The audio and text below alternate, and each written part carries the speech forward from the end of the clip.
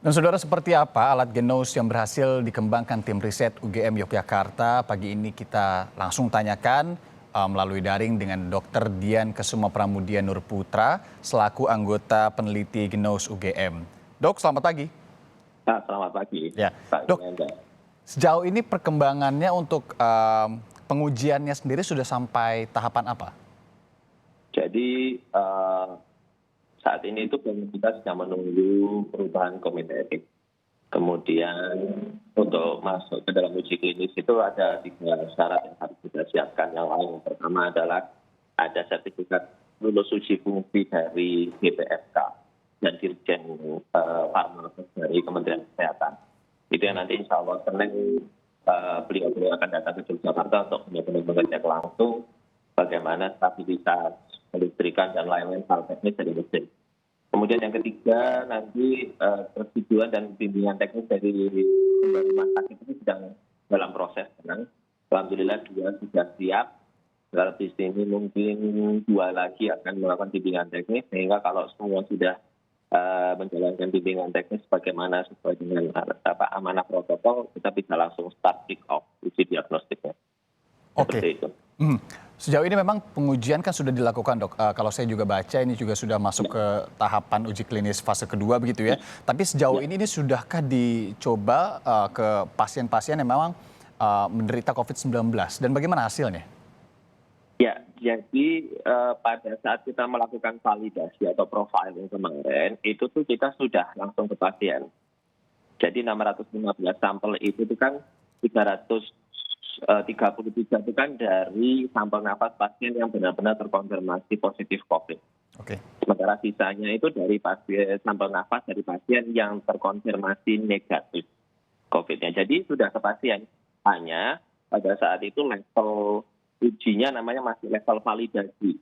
Jadi mesin itu dilatih otaknya, dilatih AI-nya, sistem AI-nya itu dilatih untuk bisa membaca pola dari pola nafas dari pasien COVID positif itu, kemudian dibandingkan dengan pola nafas dari pasien yang COVID negatif.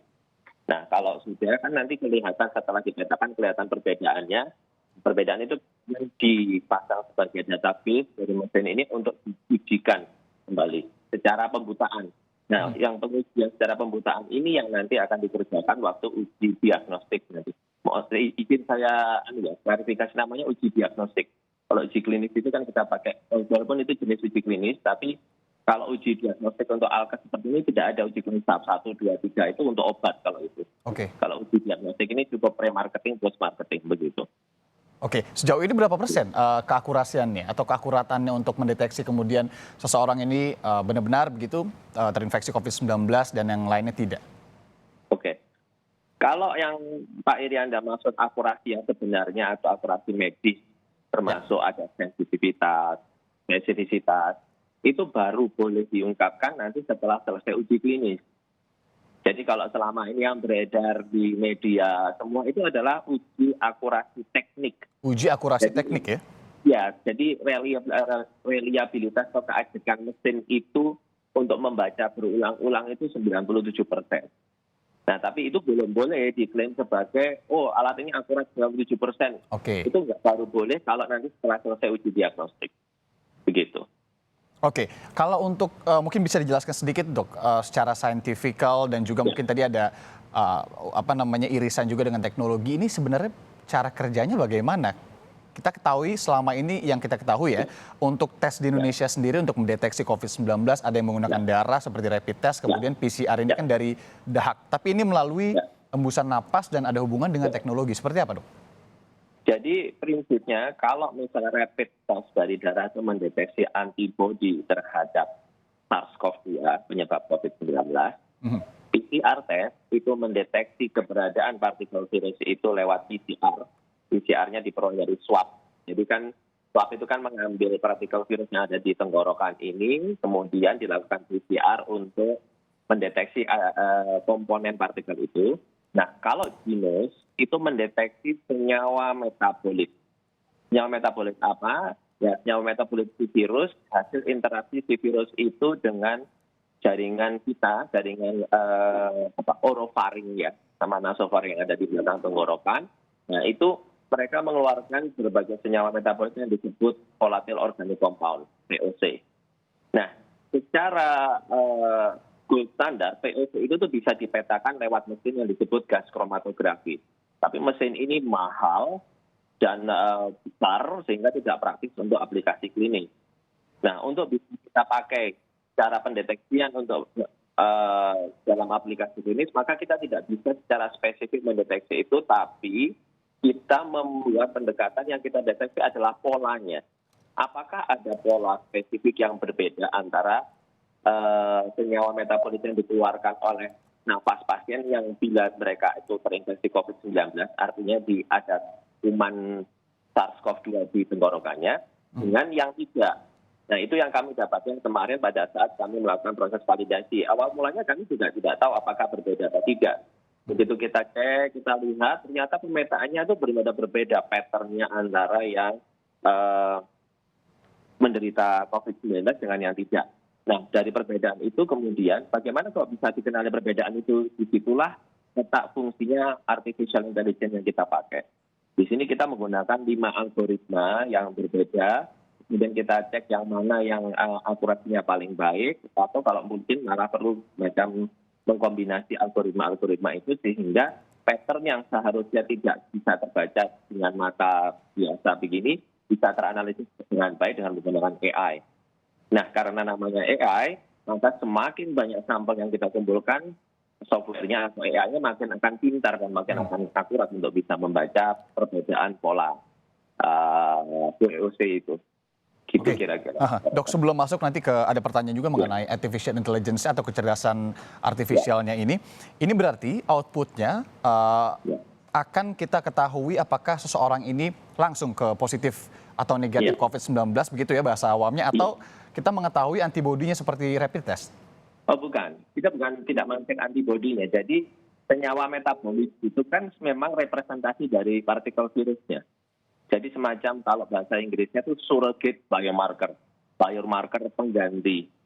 Jadi kita tidak bisa mendeteksi langsung virusnya, tapi yang kita deteksi itu adalah keberadaan si virus, bukti bahwa si virus hidup lewat adanya hasil metabolismenya itu.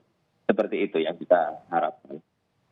Oke, berarti bukan langsung bisa diklaim bahwa seorang ini, misalkan nanti terdeteksi begitu dari AI-nya juga, ini sudah pasti positif COVID-19, ataukah ini harus kemudian baru di refer lagi untuk dicek lagi? Nah, kalau untuk mengatakan sudah pasti pada tahap sekarang terlalu dini. Maka itu kan kita masih harus uji diagnostik dulu, seberapa jauh komparabilitas dari uji nafas ini dibandingkan dengan PCR. PCR saat ini kan tetap menjadi tes standar, gold standar yang diterima oleh kalangan komunitas medis dan akademis serta polisi di seluruh dunia. Itu tidak bisa serta-merta kita kemudian menyatakan pasti positif tanpa PCR itu, gitu. Ya tidak tahu kalau nanti ke depan bagaimana, tapi masih terlalu awal kalau mengatakan langsung bisa mengganti begitu. Oke, kita tahu kalau tes PCR kemudian atau yang kita kenal juga swab test ini kan memang juga sudah dinotifikasi oleh seluruh dunia begitu ya lewat WHO juga. Kalau ada inovasi-inovasi seperti ini, Dok, apakah ini harus sepengetahuan WHO atau seperti apa? Ya, terima kasih Mbak Iranga. Jadi sebenarnya sejujurnya kita tidak sendirian ya yang mengembangkan ini ya. Ada beberapa konsorsium dunia lain yang juga mengembangkan teknologi serupa dengan teknologi yang sedikit berbeda, teknik sampling yang sedikit berbeda. Tapi satu hal yang perlu dinotifikasi bahwa semua protokol untuk pengetesan secara COVID-19 secara breath analyzer ini tuh sudah bisa Anda temui semua di suatu website yang disebut clinicaltrial.gov. Jadi kalau misalnya ingin suatu inovasi baru itu diakui oleh dunia, maka ada protokol-protokol dan prosedur yang harus dijalani dan ada semacam monitor yang harus dilakukan agar protokol itu benar-benar bagus atau tidak. Itu satu. Nah, salah satu caranya adalah protokol ini sudah terdaftar di clinicaltrial.gov dan atau tidak. Nah, itu alhamdulillah kita sudah accepted di sana. Nanti bisa dicari Genospeed di clinicaltrial.gov. Itu satu. Yang kedua, hasil dari analisis validasi profil kemarin itu tuh harus dilaporkan, dipublikasikan di jurnal internasional bereputasi. Nah, di situ tuh nanti kan akan ada kritisi dari berbagai ilmuwan dari seluruh dunia yang mempertanyakan metode kita, bagaimana kita mengerjakan. biological plausibility atau bagaimana mekanisme biologisnya itu bisa dipertanggungjawabkan atau tidak. Nah, kalau sudah oke semua seperti itu, termasuk nanti biasanya akan ada rekomendasi dari Asosiasi Profesi Dunia kepada WHO.